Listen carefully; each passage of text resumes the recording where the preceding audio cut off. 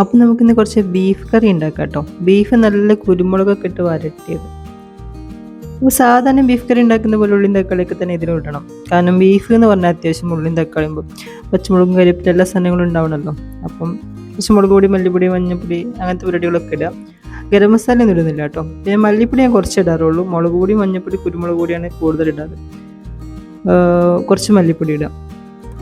പിന്നെ ഉള്ളിയും തക്കാളിയൊക്കെ ഇട്ടിട്ട് സാധാ നമ്മൾ കുഴച്ച് നന്നായി തിരുമ്മി നല്ല രീതിക്ക് കുഴച്ചെടുക്കുക. പിന്നെ അതിൽ കുറച്ച് വെളുത്തുള്ളി ഇഞ്ചി ചേർക്കണം കേട്ടോ. പിന്നെ ഞാൻ കുരുമുളക് പൊടിയല്ല യൂസ് ചെയ്തത് കേട്ടോ. കുരുമുളക് പിന്നെ പെരിഞ്ചീരകം കൂടി അരച്ചിട്ടാണ് ചേർത്തത്. അതിന് വേറെ തന്നെ ടേസ്റ്റ് കേട്ടോ. അത് ഒന്ന് അരച്ച് ചേർത്തിട്ട് ഒന്നും ചെയ്ത് വെക്കേണ്ടി. ഈ പൊടി വാങ്ങിയിട്ട് ഉപയോഗിക്കുന്നതിനേക്കാൾ നല്ല രസമുണ്ടാവും. എന്നിട്ട് അതും കൂടി ഇട്ടിട്ട് നല്ല മിക്സ് ചെയ്തിട്ട് നല്ല രീതിക്ക് ഒന്ന് നന്നാക്കി കുഴയ്ക്കുക.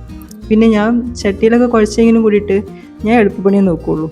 അപ്പോൾ ഞാൻ കുക്കറിലാണ് ഇട്ടത്. കുക്കറിട്ടുണ്ടെന്ന് വെച്ചാൽ ബീഫൊക്കെ ഒന്ന് വെന്തിട്ടുള്ളൂ. മറ്റു കുറേ സമയം വെക്കണം കേട്ടോ. നമ്മൾ നല്ല ചെറിയ ഉള്ളിയൊക്കെ വെച്ചിട്ട് അങ്ങനെ വെക്കുകയാണെങ്കിൽ നല്ല ടേസ്റ്റ് ഉണ്ടാവും. അതും ചെറിയ ഉള്ളിയൊക്കെ അരിഞ്ഞിട്ടിട്ട് ബീഫ് ചട്ടിയിലൊക്കെ ഇട്ടിട്ട് നന്നായി വേവിച്ച് വെക്കുമ്പോൾ നല്ല രസമുണ്ടാവും. പക്ഷേ കുറേ ടൈം എടുക്കും. നമുക്ക് ഈ തിരക്കുള്ള സമയമായതുകൊണ്ട് ഞാൻ വേഗം ചെയ്ത് കുക്കറിൽ വെച്ചിട്ട് കുറച്ച് വിസിലങ്ങോട്ട് അടുപ്പിച്ച് ഒരു 5-6 വിസിലൊക്കെ കൊണ്ട് അടിച്ച്. നല്ല ഇത് ചെറിയ ഇളയ ബീഫാണ്, അതിനകത്തും വേവില്ല.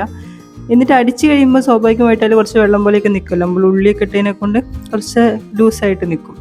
അപ്പോൾ ഞാൻ എന്ത് ചെയ്യും, അതൊരു പാനിലേക്ക് ഒഴിച്ചിട്ട് ഇങ്ങനെ നല്ലതായിട്ട് കുറുക്കി പറ്റിക്കും. ഇതിപ്പം നല്ലതായിട്ട് തിളച്ച് നല്ല സെറ്റായിട്ട് നിൽക്കുന്നുണ്ടോ. കറിയൊക്കെ നല്ല ടേസ്റ്റ് ഉണ്ട്. പക്ഷെ ഒന്ന് വരണ്ട് വരണം.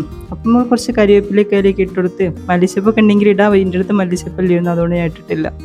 ഗരം മസാല ഒന്നും ഇട്ടിട്ടില്ല കേട്ടോ. അതിനെക്കാട്ടും രസമുണ്ടോ ഈ കുരുമുളക് അരച്ച് ചേർത്താൽ തന്നെ നല്ല ടേസ്റ്റ് ഉണ്ടാവും. അതിൻ്റെ കൂടെ നമ്മൾ പെരിഞ്ചീരകവും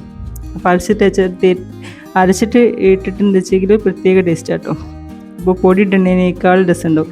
അതെന്ന് വെച്ചാൽ ഞാനിത് ഉണ്ടാക്കുന്ന സമയത്ത് എനിക്കും വലിയൊരു ഐഡിയ ഇല്ലായിരുന്നു. അപ്പം കുളായാലോ വെച്ചിട്ട് എന്ന് സാധാ ഈ പൊടിയൊക്കെ ഇട്ടിട്ടെല്ലാം ഉണ്ടാക്കി വെച്ചിട്ട് ഞാൻ ഒരു വെറൈറ്റിക്ക് കുരുമുളകും പെരിഞ്ചീരകമൊക്കെ പാടെ അരച്ചൊന്ന് ചേർത്ത് ഉണ്ടാക്കി നോക്കിയത് കേട്ടോ. അപ്പോൾ അതിന് നല്ലൊരു രസം തോന്നി എനിക്ക്. സാധാ ഉണ്ടാക്കുന്നതിനേക്കാൾ നല്ല ടേസ്റ്റ് തോന്നി. എല്ലാവർക്കും നല്ല ഇഷ്ടപ്പെടുകയും ചെയ്തു. അതുകൊണ്ട് ഞാൻ പിന്നെ റിപ്പീറ്റായിട്ട് ഇങ്ങനെ ഉണ്ടാക്കി നോക്കിയത് കേട്ടോ. നമ്മളൊരു സമയത്ത് ഓരോ വെറൈറ്റികളാണല്ലോ പരീക്ഷിക്കുക, അതേപോലെ. അപ്പോൾ എന്താണെങ്കിലും സംഭവമൊക്കെ നല്ല വരണ്ട് വന്ന് സെറ്റായിട്ടുണ്ട്. നല്ല ടേസ്റ്റ് ഉണ്ട്. എല്ലാവർക്കും ഇഷ്ടപ്പെട്ടിട്ടുണ്ട്.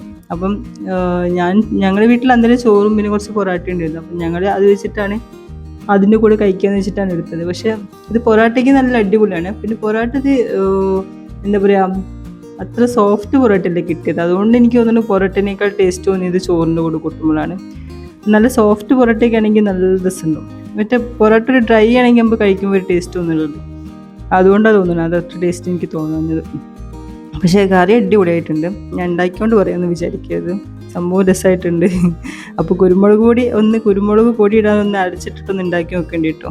എന്തെങ്കിലും വ്യത്യാസം ഉണ്ടോ എന്ന് അറിയില്ല. പിന്നെ മല്ലിപ്പൊടി കുറച്ചിട്ടാൽ മതി കേട്ടോ. മുളക് പൊടി കുറച്ച് തോന്നിടുക, കുരുമുളക് പൊടിയൊക്കെ ഇടുക. അത്യാവശ്യം ബീഫല്ല, അപ്പോൾ നല്ല എരിവായിട്ടിരിക്കുമ്പോഴാണ് ടേസ്റ്റ് ഉണ്ടാവുക.